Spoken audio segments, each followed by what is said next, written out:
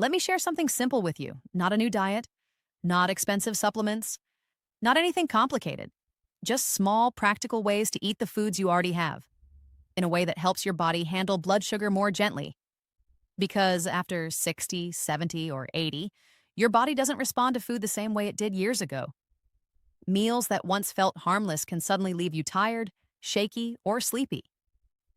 You check your glucose, and the number is higher than you expected, and you think, I didn't even eat that much.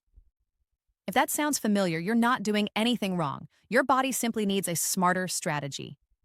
In this video, I'm going to walk you through 6 gentle food habits that many older adults use to keep their blood sugar steadier after meals. Nothing extreme, nothing restrictive. Just small changes in timing, order, and pairing of foods. And these changes can start working with your very next meal. I'm not here to scare you or overwhelm you. I'm here to guide you calmly, like a friend who has seen this many times before. Because over the years, I've watched something interesting. 2 people can eat the exact same plate of food and have completely different blood sugar responses. Same rice, same chicken, same vegetables. But one person spikes high, the other stays stable. Why? Often it's not just what they ate, it's how they ate it. The order, the timing, what they combine together. These small details matter more than most people realize.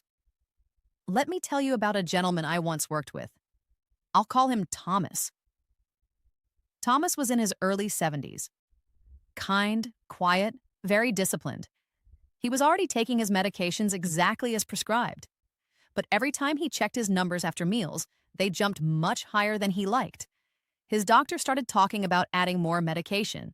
And Thomas told me something I hear a lot. He said, I just wish there was something simple I could do myself. So we didn't change his food list. We didn't remove everything he enjoyed. We simply changed how he ate. The order of foods, a short walk after meals, a few small kitchen tricks. Nothing fancy. Within a few months, his daily readings were steadier. Not perfect, not magical, just calmer, less up and down. And he felt better. More energy, less afternoon crashes, more confidence. That's the goal here. Not perfection, stability. Because steady blood sugar tends to feel better than dramatic swings. Now, before I show you the 6 habits, let's talk for a moment, very simply, about what happens in your body after you eat. No medical jargon, just the basics. When you eat carbohydrates, bread, rice, fruit, potatoes, pasta, sweets, your body breaks them down into glucose. That glucose enters your bloodstream. Your body then releases insulin, which helps move that glucose into your cells to be used as energy. When everything is working smoothly, blood sugar rises gently, then comes back down gently. But as we get older, many of us become a little more resistant to insulin. It's just part of aging. So instead of a smooth rise and fall, we get sharper spikes. And those spikes are what leave you feeling tired, foggy, or extra hungry later. So the real trick isn't to fear food. It's to slow things down. Slow digestion, slow absorption, slow the spike. Because slow is easier on your body. And every one of the 6 habits I'm about to share does exactly that. They either slow how fast sugar enters your blood, help your muscles use sugar more efficiently, or improve how your body responds to insulin. Simple mechanics. Now, let's slow this down and walk through each of these 6 habits calmly. Imagine we're just sitting at the kitchen table together. No complicated science, no strict rules, just simple, practical changes you can actually live with. Because the goal isn't perfection, it's steadiness. Less up and down, less stress on your body, more energy through the day. Let's start with the first habit. Always eat your vegetables first, not together with everything else, not after. First, when you begin your meal with vegetables and salad greens, cucumbers, broccoli, green beans, cabbage, zucchini, anything non-starchy, you're filling your stomach with fiber and water. And fiber acts like a gentle sponge. It slows everything down. So when you later eat rice, bread, potatoes, or pasta, the sugar doesn't rush into your bloodstream all at once. It enters slowly. And slow is exactly what we want. Your body handles slow very well. It struggles with fast spikes. I usually suggest a very simple order. Vegetables first, protein second, like fish, chicken, eggs, beans, or yogurt. Carbs last, That's it. Same plate, different order. Many people notice better readings the very first day they try this. Nothing else changed, just the sequence. Now the second habit. Add a little vinegar with your meal. It sounds almost too simple to matter. But vinegar, especially apple cider vinegar, gently slows how quickly food leaves your stomach. So digestion takes longer. And when digestion takes longer, sugar enters your blood more gradually. It can also help your body respond a little better to insulin, meaning the same insulin works more efficiently. Again, we're smoothing the curve, not fighting your body, just helping it move slower. How do you use it? 1 tablespoon in a salad dressing, or mixed into a glass of water during your meal. Very simple. Just don't drink it straight. Always dilute it to protect your teeth and stomach. Third habit, take a short walk after you eat. This one is incredibly powerful and completely free. When you sit after a meal, sugar stays in your bloodstream waiting to be handled. But when you move, something amazing happens. Your muscles start using that sugar immediately. Contracting muscles pull glucose out of the blood for energy, even without extra insulin. So instead of sugar lingering in your blood, your muscles soak it up like a sponge. You don't need a workout. You don't need the gym. Just 10 to 15 minutes of gentle walking. Around the house, down the hallway, outside if the weather is nice. Even marching slowly in place works. Many people tell me this one habit alone lowers their after-meal numbers noticeably. Fourth habit, cool your starches. This one surprises most people. When you cook rice, potatoes, or pasta and eat them hot, they digest quickly, which means faster sugar release. But if you cook them first and then let them cool in the refrigerator for several hours or overnight, part of the starch changes structure. It becomes harder to digest. So your body absorbs less sugar at once. The rise becomes smaller and slower. You can even reheat them later. The benefit stays. So something as simple as cooking rice the day before instead of fresh can make a difference. No restriction, just preparation. Fifth habit, use cinnamon regularly, especially Ceylon cinnamon.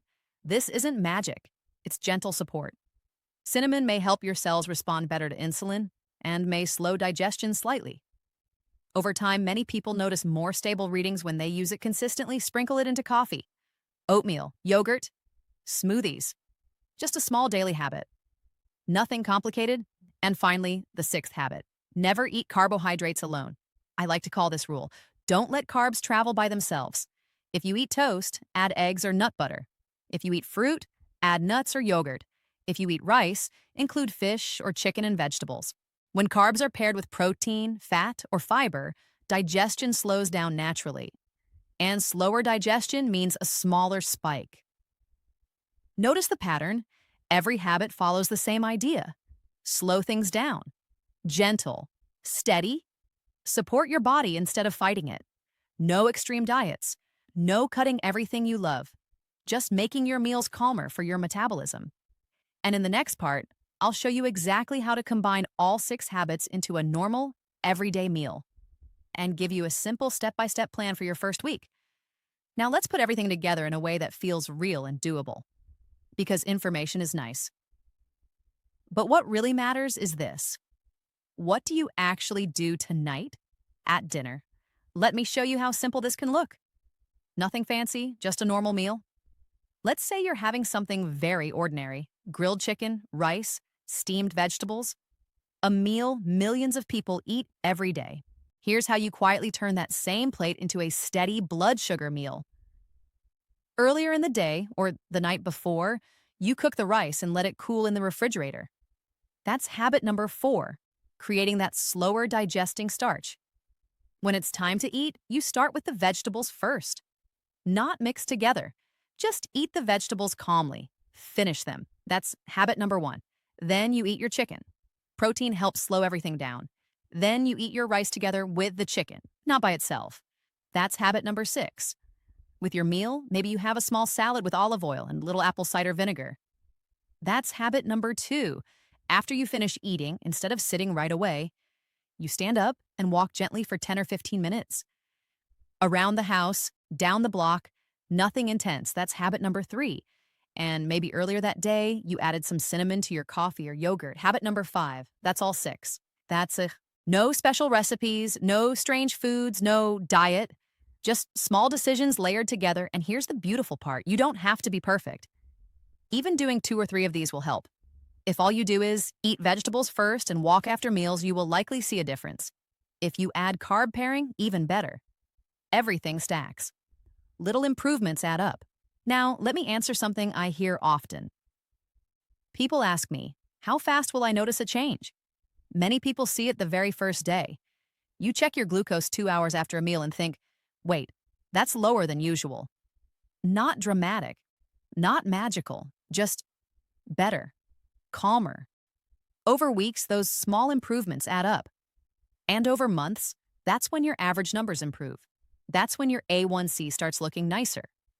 Not because you forced your body, but because you worked with it. Gently. And please hear me on this part. This isn't about replacing your doctor or your medication. If you take medication, keep taking it. These habits simply support your body. And sometimes, when numbers improve, your doctor may decide you need less medication. But that's always a conversation, never something you change alone. Think of these habits as tools, not treatment. Tools you use every day, like brushing your teeth. Small things that protect you quietly over time. Because after 60 or 70, health is rarely about big dramatic changes. It's about daily consistency.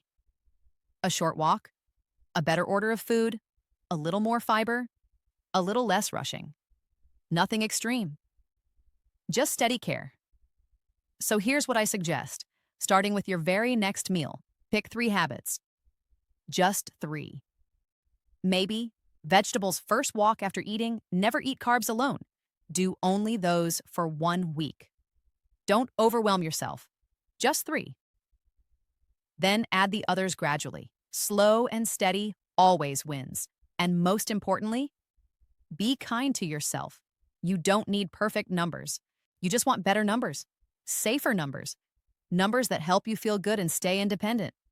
Because that's the real goal.